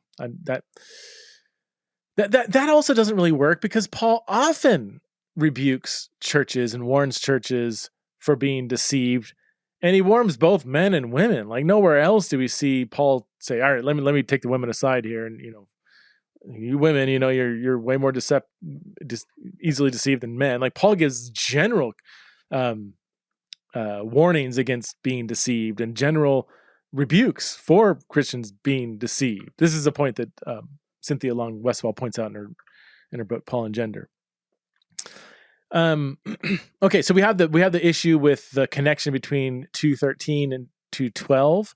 Is it given an illustration? Is Paul addressing some kind of specific bad interpretation of Genesis that he's trying to correct, rather than simply going to the creation account and giving some sort of theological basis in a vacuum, with no sort of corrective intention? Why does he say the woman was deceived? Again, egalitarians will say from 2:13 to 2:15, Paul is really focused on a specific misreading of Genesis that he's correcting here. I think that's possible with verse 13, possible with verse 14, likely for verse 15, when he says, but a woman, or women, right? He goes back to the general here, but women, plural. So verse 13 and 14, he's talking about Adam and Eve. But then verse 15, he says, but women will be saved through childbearing if they continue in faith, love, and holiness with sophrosune. So he kind of ties it back to where he began in verse 9. So this does connect verse 15 with kind of his concern that began in verse 9, 10, 11. So these all do seem to be the same kind of category of women. And this verse just jumps out of nowhere. Apart from some sort of specific historical thing that Paul's talking about, it just does not make a whole lot of sense why Paul would pull this one out of his nose. Women will be saved through childbearing. I don't need to you can Google the different interpretations here. Some people talk about, is this like physical safety through childbearing? Because the word sozo can refer to just physical safety, not like salvation in the spiritual sense. Is childbearing, is it the childbirth, namely Eve giving birth to the Messiah that is the root of all salvation, all of our salvation? Kind of the Genesis 3:15 proto-evangelion, the kind of first mention of the gospel in Genesis 3:15, or is it literal salvation? I mean, whatever your every interpretation is not without its problems. I kind of lean towards, and again, I need to look way more deeply at this, but the they all have problems. The best one, I think, is the physical safety through childbirth. That was a huge concern in the ancient world. Many women died in childbirth. I forget the percentages. I don't think it's quite 50%, but it's really high. Maybe it is 50%. I don't know why that number jumped out at me, but it's a lot. Like it was fearful, frightening for a woman to give birth to a child. You also have, again, the kind of background possibly of the new women who were scorning childbirth, and maybe they were scared legitimately, maybe of dying through childbearing. So here, I guess the problem with that view, even though I think it might be the best of the four difficult options, the big problem is women still died in childbearing. Like Paul seems to be giving a empty promise here. Like, no, you'll be saved as long as you demonstrate faith, hope, love, and sophrosyne. And then, well, I mean, can he really stand by that promise? Absolutely. Or is it maybe generally like, yeah, you'll be saved through childbearing. I mean, some of you are going to die, but a lot of you will, be kept and preserved. So there's no view without its problems, but you do see throughout the letter, a concern with, there seems to be within the false teaching, a wrong view of marriage. And again, you have women that were, especially luxurious women, indulging in luxury and wealth and promiscuity, that were scorning motherhood and so on. So that's where I lean on that. But I think this verse, I think the most important thing in my mind about this verse is it does kind of send signals, really bright signals, that Paul has he has some kind of contextual thing that he's addressing here. So I think just the presence of this obscure verse adds weight to an egalitarian reading. In conclusion, so far, I'll repeat, these are just my kind of working thoughts after having spent about a month in the passage, which I need to spend several other months in this passage, which I will.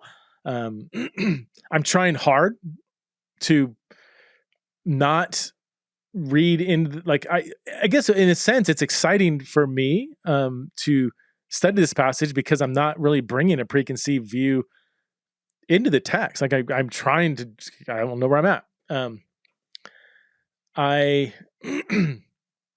So I don't need the passage to say one thing or another. So it's been fun analyzing these arguments because some of them, again, I think there's sometimes complementarians, I'm like, yeah, I think you won that one. And other times egalitarians, I'm like, yeah, I think you got that one there. So it's been interesting. And I guess the one big takeaway is this passage is complex, you guys. This is not the meaning of this passage doesn't just leap off the pages.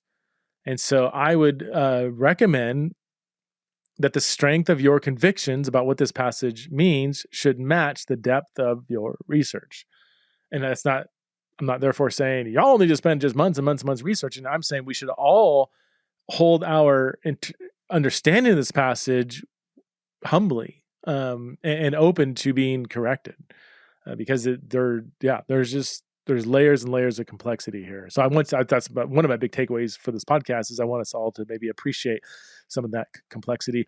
Now, one of the main egalitarian starting points is that since we know Paul elsewhere is totally fine with women teaching and exercising authority over men, therefore, either we have a contradiction here, like Paul's contradicting what he says elsewhere or what the New Testament says elsewhere, or there's something more going on in this passage than what a surface reading might indicate.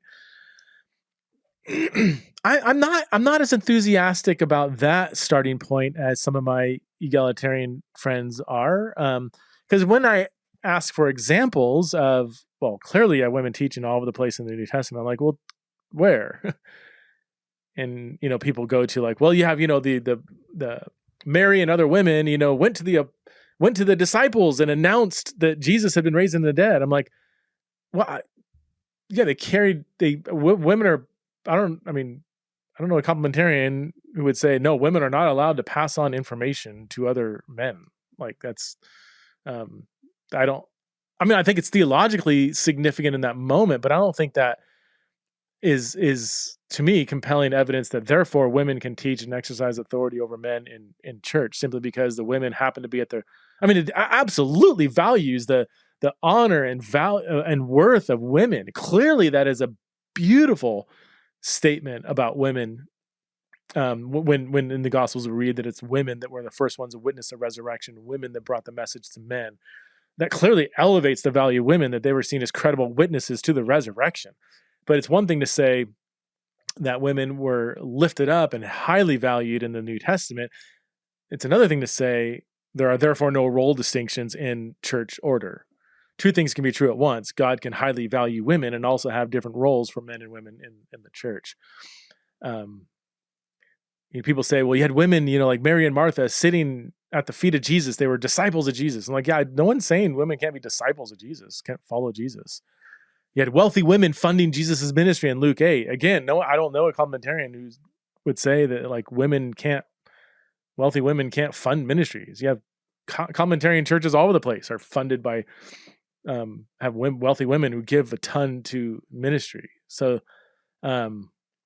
we have Lydia, Chloe, Priscilla, and others who are wealthy female homeowners who hosted church gatherings. Again, no one's saying women can't be wealthy. No one's saying women can't open up their homes to churches. Now, there is a sub-argument there that says, well, in the first century context, being a homeowner necessarily meant that you were also the elder, the overseer of that gathering.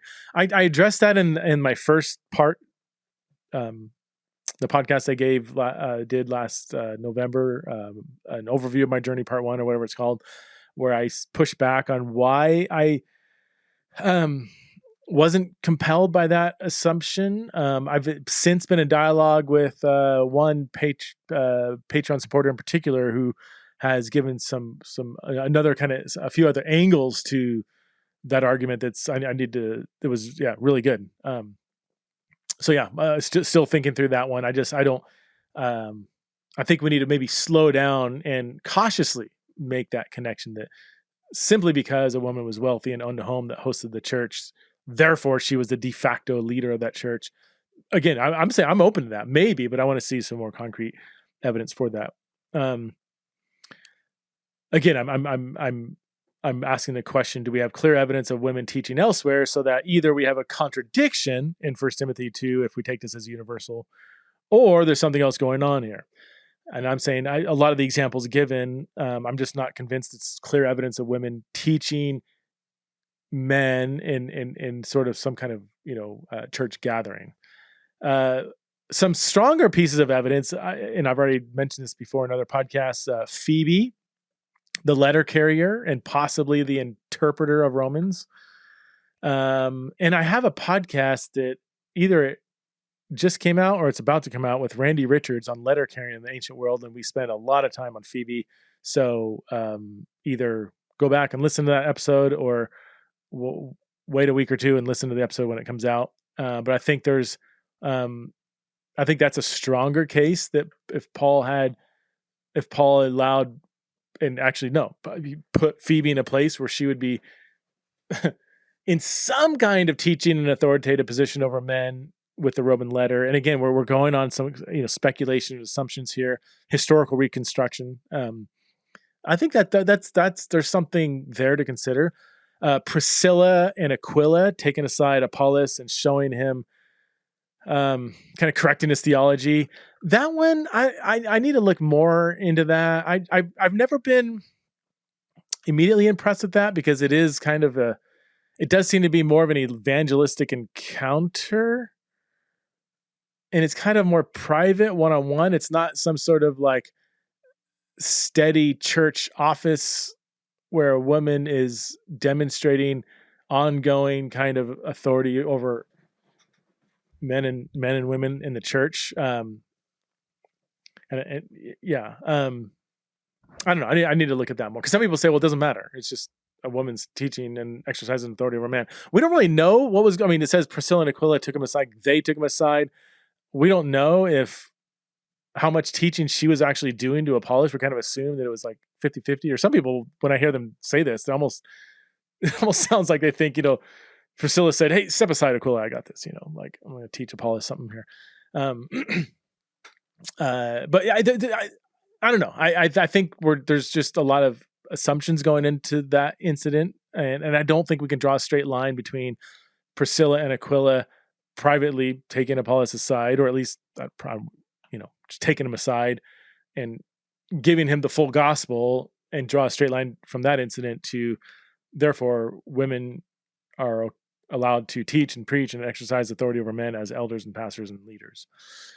Perhaps the strongest one for me would be women prophesying. And I've already talked about that in the last podcast I did on this, that prophecy, first century prophecy, I do think there's some overlap with what we would call teaching and preaching. And so that would be one. Paul's very okay with women prophesying in a local church context. If there ever is some kind of possible contradiction between what Paul says elsewhere and a universal interpretation of 1 Timothy 2, this would probably be the main thing I would rely on: women prophets and women prophesying. There is another view that is a soft complementarian view, which you've heard on this podcast before, that what Paul's talking about in 1 Timothy 2:12 is the function of elders. That even though he doesn't use the term elders in 2:12, teaching and exercising authority is what elders did. So what Paul is prohibiting is not all forms of teaching, prophesying by women in the church. What he's prohibiting is specifically the authoritative position of being an elder. I'm not quite convinced of that distinction, but that's an interesting take. You also have John Dixon's argument, which is really interesting.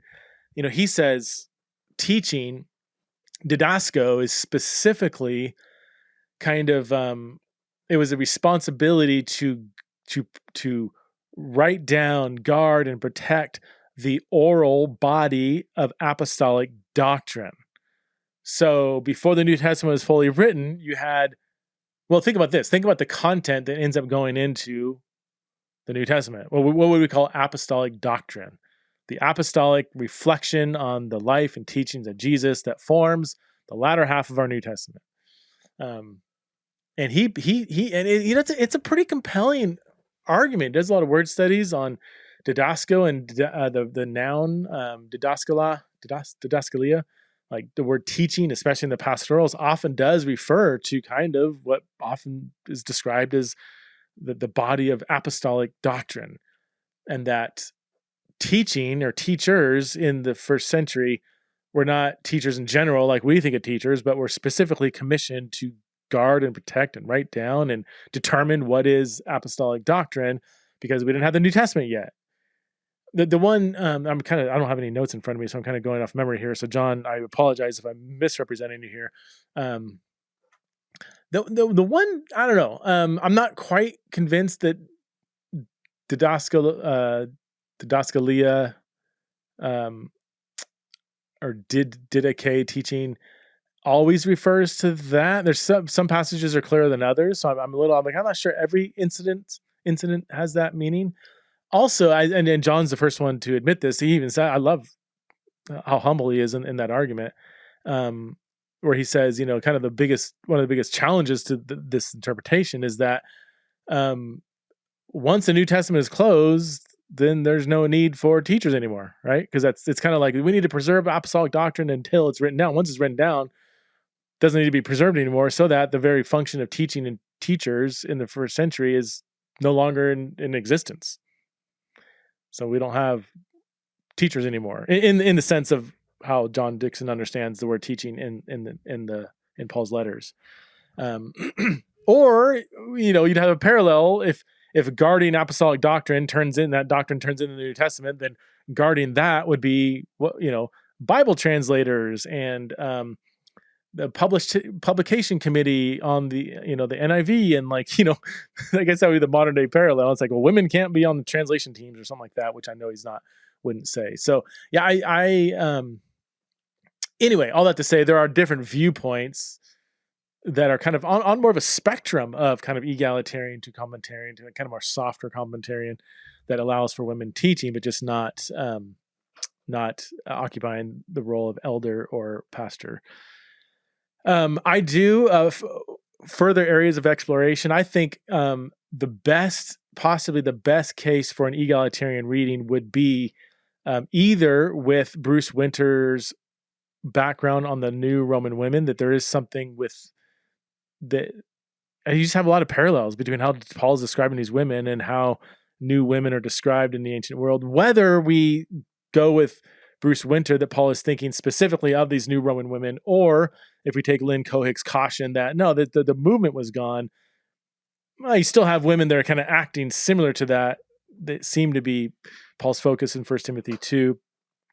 And that would, again, steer the interpretation into more of a contextual framework rather than a universal framework.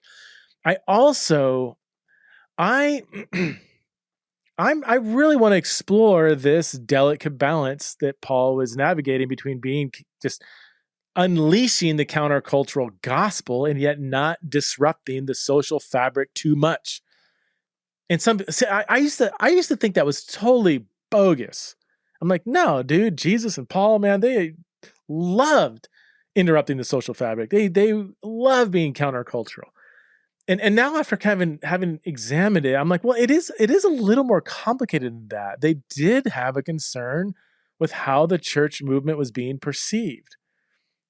And yet the gospel is intrinsically countercultural. You have a similar concern in the book of Acts. If I remember correctly, C. Cavan Rowe's book, World Upside Down, which is on the book of Acts. It's been 15 years since I read some of it or most of it. But I think, if I remember correctly, he points out that while the early church movement was disruptive, like, the name of the book comes from Acts 17, where they go in and preach Jesus, and the whole city's in an uproar because they're telling people that, there's another king named Jesus and we shouldn't obey the laws of Caesar. So all throughout the book of Acts, you do have social disruption. And yet Luke, the author of Acts, goes to great pains to point out that they've never done anything illegal. Whenever they're arrested, it's always unjustly. They are abiding by the laws of Rome. And you have, even as Osvaldo Padilla points out, you have even on the lips of unbelievers all throughout Acts, all these speeches by people who aren't even Christians in Acts, they often say things that are true, like, hey, if this movement's of God, you can't stop it, but if it isn't of God, it's going to fizzle out anyway. And you have all these unbelievers giving these remarkably wise speeches in the book of Acts. So all that to say, you have a similar tension in the book of Acts, kind of like, this is a countercultural movement, but hey, we're not doing anything illegal, where we're, abiding by the laws of Rome. So you see this kind of, this tension being navigated there. And I do see, every time I read the New Testament now, I'm seeing more and more of these statements that I haven't seen before, this concern of Paul for how the church would be perceived. So all that to say, I don't know if we need, okay, here's going to be, I'm getting ahead of myself here, and I'm going to conclude this in a second, so I'll just throw this in your lap. I don't know if we need to find women teachers and leaders and apostles and elders under every rock that we think they exist in the New Testament in order for an egalitarian understanding to be correct. I am wondering, I don't know. Well, it's been a long time since I read Webb's book. What's his name? Robert Webb, Barry Webb, Walter Webb, Derek Webb. No, what's his name? Webb. Slaves, Women, and Homosexuals is the title. Anyway, it's been a long time since I read it, but if I remember correctly, he kind of looks at, you have trajectories throughout the Bible. So you don't see, okay, yeah, I hope I don't butcher his argument, but something like, slavery. You don't see slavery ended. You just kind of see the nature of slavery slowly being gutted from the inside out, which gives us a trajectory to where post-Bible, post-canon, we can take the principles that are in the scriptures and say, therefore, slavery is wrong and evil and we shouldn't be doing this. But you don't see a revolution against the institution of slavery in the first century. And if you did, that probably would have shut down the Christian movement. And then he compares it to same-sex sexual relationships and says, we don't see that with same-sex relationships. He calls them, homosexuals or whatever, which I think is a poor word. But he says we don't see the same concern with same-sex sexual relationships. So with slavery, you do see a trajectory moving towards no slavery. Same-sex sexual relationships, you don't see the same trajectory. Both Old and New Testament, you see marriage defined as one man, one woman. Same-sex relationships are always prohibited. And then he says the third category is women. And he says women is more like the slavery thing, where you don't see patriarchally, completely dismantled, or however you want to word it. You don't see, you still see Paul saying man's ahead of women. You still see man saying, women shouldn't teach or exercise authority over men. So it's almost like you can almost have a somewhat of a complementarian reading of the New Testament and still see a trajectory moving towards a time when society's ready where you can have women in full positions of teaching and authority over men. I'm not totally convinced by that argument, and I would need to do a lot more looking into it. But I'm interested to explore more this sensitivity that Paul has to overly disrupting the cultural fabric while maintaining the countercultural nature of the gospel as it pertains to how women are being perceived by outsiders, how women are being perceived in the church by outsiders. All right, folks, I got to run. That was way too long, way longer than I intended. But thank you so much for listening, for the 5 of you that are still listening. And just so you know, I do post the written form of a lot of my research to my Patreon supporters. And so if you do want to get access to that, I'm just chumming the waters here. So there are benefits to being a Patreon supporter. And so if you want to support this show on Patreon and support the work that I do, you can go to patreon.com/theology in the raw. All right, we'll see you next time on the show.